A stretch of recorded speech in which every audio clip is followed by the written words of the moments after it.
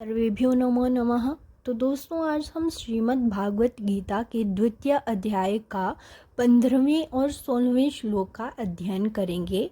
तो 15वां श्लोक कुछ इस तरह से है। यम ही न व्यथयन्ते ते पुरुषम पुरुषर्षभ सम दुख सुखम धीरम सो अमृतत्वाय कल्पते।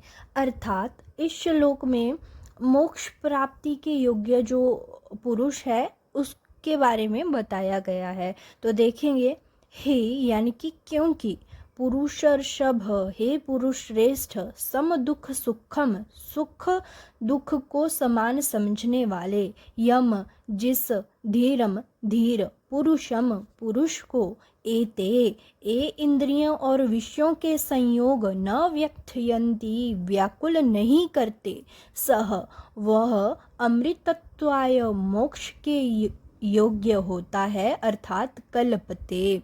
तो इस तरह 15वां श्लोक हुआ। अब हम 16वें श्लोक को देखेंगे।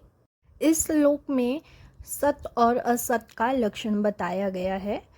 नासतो विद्यते भावो ना भावो विद्यते सतः, उभयोरपि दृष्टो अंतस्त्वनयोस्तत्वदर्शिभिः। अर्थात असतः, असत वस्तु की तो भावः सत्ता न नहीं विद्यते है तू, और सतः सत्य का अभावः अभाव न नहीं विद्यते है।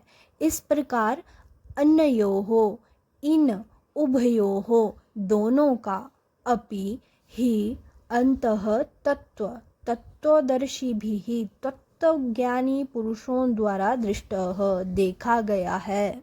धन्यवाद।